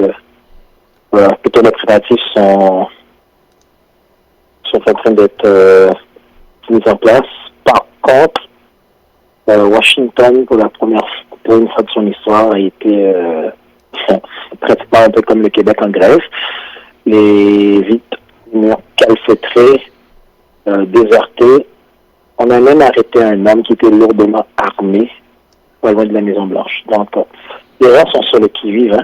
Les choses ne se passent pas à l'extérieur ou comme dans un pays en Irak, ça se passe à Washington, en plein cœur de la capitale américaine. Bon. On va voir ce qui va se passer mercredi. Moi, ma question est, Vladimir, c'est comment que les Américains vont faire maintenant pour aller mettre l'ordre et dans le désordre dans des petits pays, comme qu'on dit, des petits pays comme Haïti, par exemple. En fait, il faudrait que ces petits pays-là, comme tu viens de dire, commencent à s'organiser pour savoir que leur démocratie ne viendra pas de l'extérieur, encore moins des États-Unis, mais leur démocratie viendront de l'intérieur et de la diaspora, fort probablement, parce que il y a des gens qui attendent, ou des pays, des gouvernements qui attendent une démocratie américaine, mais si aux États-Unis même il n'y a pas de démocratie, comment vous pouvez penser que les États-Unis vont venir établir la démocratie chez vous? Et si il devrait y avoir démocratie, la démocratie ne peut pas être une démocratie américaine importée, mais il faudrait que ce soit la démocratie du pays même, et puis pour que les gouvernements, l'opposition et les peuples sachent faire en sorte de créer un état de droit, de s'arranger, peut-être de s'inspirer d'autres démocraties du monde, mais que ça doit être à ces pays-là, à ces gouvernements-là d'établir la démocratie chez eux et non attendre un sauveur américain. C'est incroyable, hein? Oh là là là là là là. Donc on peut comprendre, vous voyez-vous, je pense que ça devrait donner une leçon au monde pour le choix d'un dirigeant. Le pire, on connaissait Donald Trump, on voyait comment il avait réagi, rien n'est nouveau. Et malgré tout, il a été choisi. Il a été choisi par les grands électeurs, principalement parce que le système américain, c'est un système un peu particulier, à la rigueur même complexe. En termes de vote populaire, Hillary Clinton avait remporté l'élection de 2016. Mais le choix américain, c'était le collège électoral. Donc, Trump avait eu plus de votes au collège électoral. Donc, en l'occurrence, il a remporté les élections. On a vu qu'il a mis en 4 ans, il a mis l'économie à terre. Bon, c'est vrai, il y a la COVID qui n'a pas aidé, mais beaucoup de pays ont peur de Trump. Beaucoup de pays, peut-être sauf la Chine et la Russie de Vladimir Poutine. C'est-à-dire, c'est plus ou moins ces pays-là qui ont su résister à Trump, mais voilà le résultat. Le résultat est évident. Puis Joe Biden, lui, aura une lourde tâche, une très grande tâche. Premièrement, à rehausser l'économie, à équilibrer l'économie et à réparer le pays carrément, à réparer les États-Unis avec le reste du monde aussi. Vladimir, pas évident. Et Vladimir, je vais te poser une petite question. Et si que Willy Lebeau veut répondre, ou bien quelques internautes également. Et entre Nancy Pelosi et Angela Merkel, laquelle de ces deux femmes-là déteste plus Donald Trump?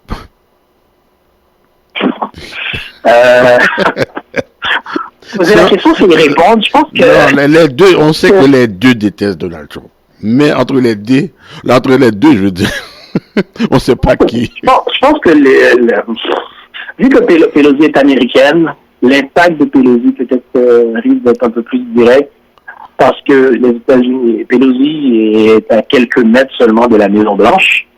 Mais bon, voyez-vous, ce qui est arrivé, à force que les républicains étaient majoritaires au Sénat, on n'a pas pu le destituer. Et voilà le résultat aujourd'hui. Je pense que on va avoir les conséquences, on va avoir les séquelles pendant plusieurs années encore.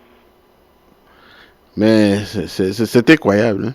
Parce que dans le cas d'Angela Merkel, c'est comme si, tu sais, dans le langage québécois, elle ne peut pas le sentir. Je pense pas qu'il y a grand monde qui... En coulisses, il n'y a pas grand monde qui peut sentir Donald Trump, excepté peut-être ses adeptes. Et malheureusement, il a fait des adeptes un peu partout dans le monde, et principalement ici au Québec. Il y a beaucoup de Trumpistes, il y a des gens qui croient que Trump a gagné l'élection, il y a des gens qui ne croient pas que la COVID existe, même s'il y a plus de millions de personnes qui sont mortes. Il y a des gens qui croient Il y a des gens qui croient même au Père Noël, je peux dire ça ici. En tout cas, si on peut amener un aspect nouveau dans la démocratie, il faudrait vraiment commencer à repenser les termes démocratie, et j'ose espérer que les gouvernements du monde feront en sorte de rehausser le niveau de leur démocratie, puis d'avoir toujours des instances, des institutions indépendantes, des institutions qui ne dépendent pas d'un homme. Regarde tout ce qu'un homme a fait dans le pays, soi-disant appelé une des... Le berceau de la démocratie, si on peut l'appeler ainsi. C'est pas évident. Non, mais en dépit de tout, une chance que les institutions sont quand même fortes. Ouais, une chance, mais malgré tout, on a vu ce que Trump a quand même fait, en dépit de tout. Ouais. Et sur Vladimir, plus près de chez nous, Vladimir, il y a eu un remaniement ministériel au Canada. Oui, petit, c'est pas un remaniement qui a eu un gros impact, mais effectivement, un remaniement quand même, parce qu'il y a un ministre, un député qui ne se représentera pas lors des prochaines élections. Il veut prendre sa retraite de la vie politique, donc il fallait que le gouvernement Trudeau tire son épingle du jeu. Il a changé Matt Garneau au transport, il l'a mis... en fait, il y a eu deux mouvements, deux chaises qui ont été bougées. Matt Garneau qui est rendu maintenant ministre des Affaires internationales, des Affaires extérieures, qui remplace M. Champagne. Puis M. Champagne est allé à l'industrie, l'ancien ministère de Mélanie Joly. OK. Et l'impact de ce petit remaniement-là, d'après toi, c'est quoi? C'est pour qu'il y a un député qui ne veut pas se représenter, mais au moins c'est pour pour qu'il y ait toujours ce ministère-là, les dossiers de ce ministère-là qui soient toujours actifs, et puis fallait le donner à un ministre. Donc il fallait qu'il y ait un ministre qui prenne la relève. Ah. Bon, les langues disent que on prévoit une élection peut-être pour le printemps, mais jusqu'à présent, j'ai entendu, on ne sait pas, j'ai déjà entendu quelqu'un dire que le politicien ne dit pas toujours ce à quoi il fait allusion. Par contre, dans un discours de M. Trudeau, il veut travailler, d'après ses dires, il veut continuer à servir les Canadiens. Il ne parle pas d'élection nécessairement. Il y aura un budget, on va voir, mais je ne penserai pas qu'il y aura d'élection parce que, et à cause de la pandémie, le Bloc québécois est cassé financièrement, puis je pense aussi le NPD, les financements ne sont pas encore au beau fixe. Probablement on pourra avoir le gouvernement fonctionner pour 2021. Puis, sauf cas contraire, je pense pas que la situation est bien choisie pour une élection. Mais on ne sait jamais en politique. Hein? On ne sait jamais, c'est ça. On sait jamais. Il ne faut jamais dire non en politique. Comme disait l'autre, never say never. Pardon? Je dis comme disait un politicien, ne jamais dire jamais. Ah, oui. Hein. Et parlant du nouveau ministre des Transports, Omar Al-Gabra, il semble-t-il que Yves-François Blanchet dénonce une campagne de salissage. C'est pourquoi tout d'un coup, il commence à faire cette campagne de salissage-là. C'est ce qui a été révélé dans les médias, Gary. Je pense que même on demande, le NPD demande des excuses, le gouvernement libéral demande des excuses. C'est parce que le ministre avait pris des positions par le passé. Et honnêtement, il faudrait que quand on essaie de poser la question à Yves-François Blanchet, quelqu'un peut 5 ans, 10 ans, 20 ans prendre une position, puis 15-20 ans plus tard, on change de position. Regardez, comme Frédéric Bérard avait dit à l'entrevue, il n'y a pas de loi absolue et il n'y a pas nécessairement de position ou d'idée absolue en plus, parce que les choses changent avec le temps. Quelqu'un pouvait être conservateur il y a 50 ans, puis aujourd'hui, la personne a plus une idée libérale ou vice-versa.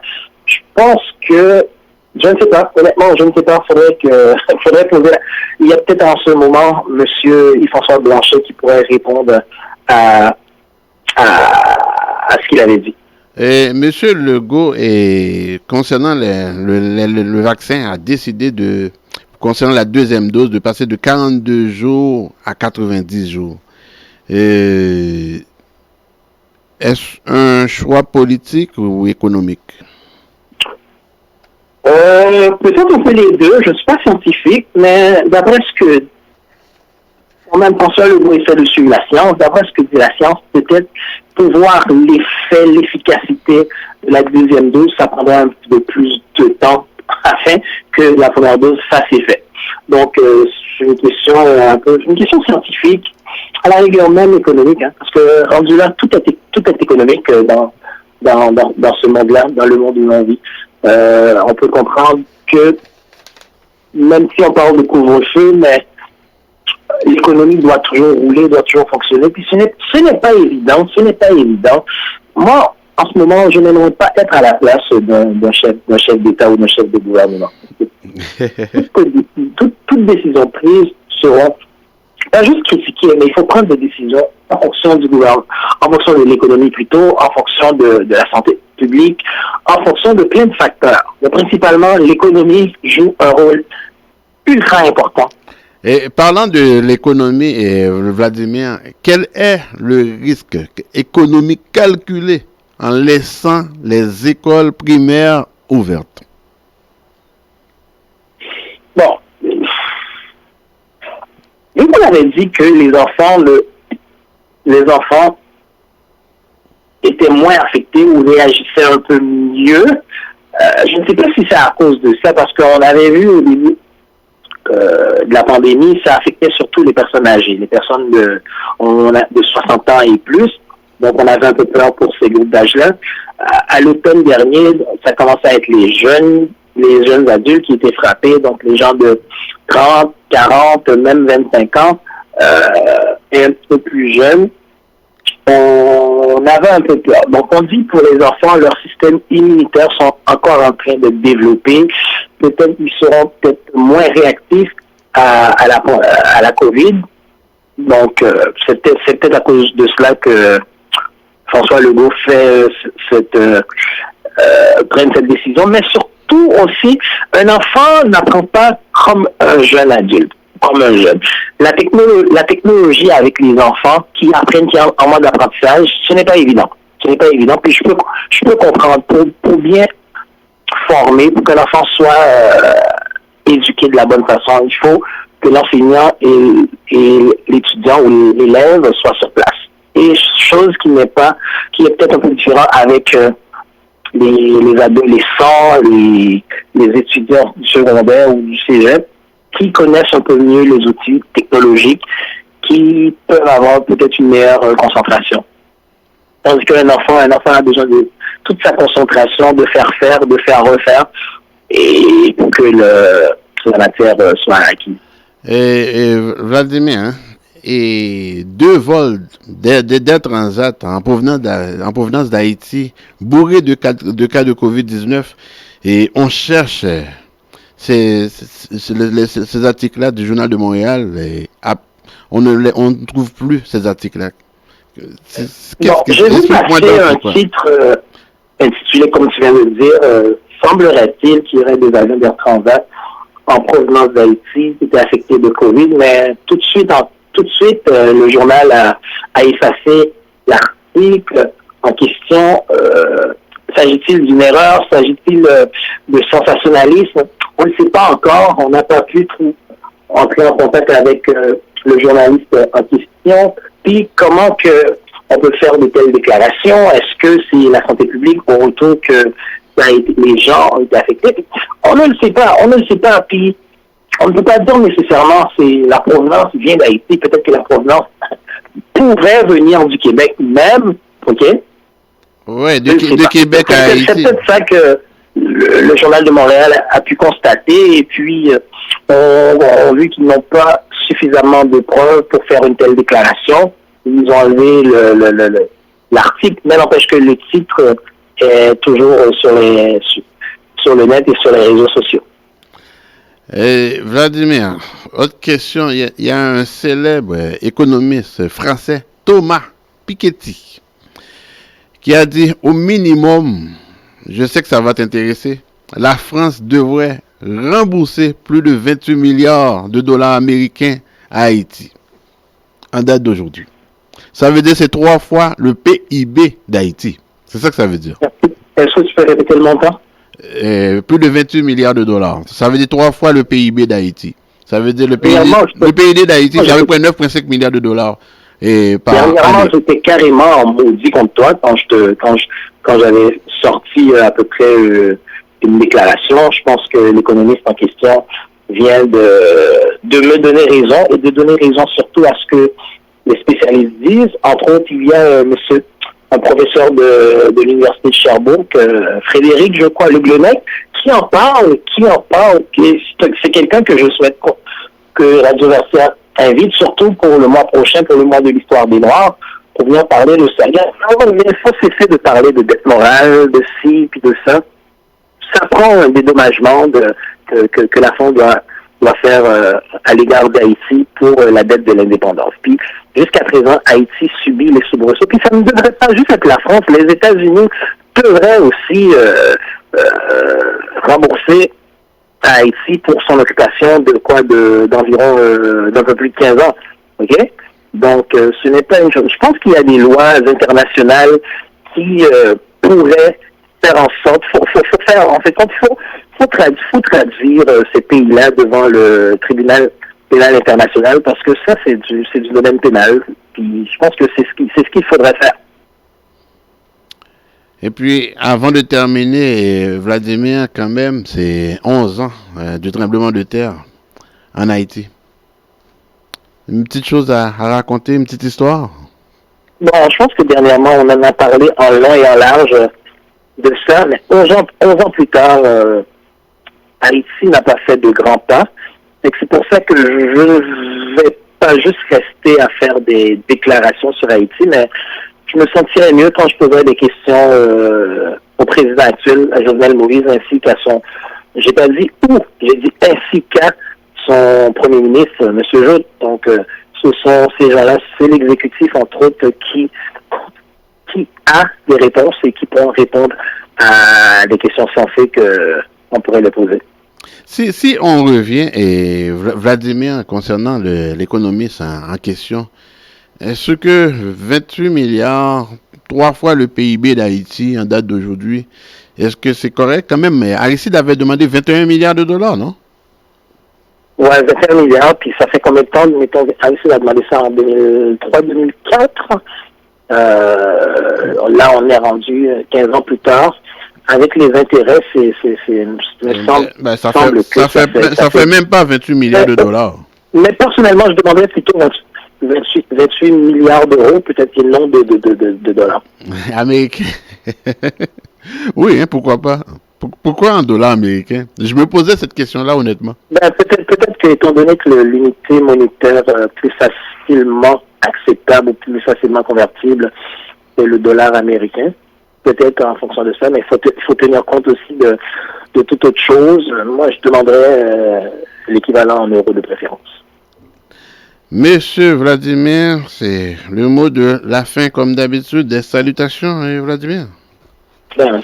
Dorénavant, ça te revient de plein droit à faire les salutations, mais moi, je ne salue que deux personnes, Madame Hurley qui nous écoute, ainsi que Madame Marcel, fan 1 de l'émission. Ok, en tout cas, moi, je vais profiter pour saluer le Willy Lebeau Étienne, City Boy Show qui nous écoutait, que vous êtes nombreux, je peux pas saluer tout le monde, mais je peux saluer Monsieur Erard Joseph, Fekir Pawas, et M. Patrice Cadet, Loun, Franceline Cadet aussi. Oh, une femme la nuit qui nous écoutait, qui nous regardait aussi. Et Franceline Cadet encore, et tous les autres auditeurs, auditrices et puis internautes qui nous écoutent. Un petit shout-out à la City Boy. Ainsi de suite, Marcel Fanor qui nous écoute. Bonjour Marcel, et à la semaine prochaine. Merci Vladimir, encore une fois. Oui. Et à la semaine prochaine, Vladimir. Salut Gary. Bye.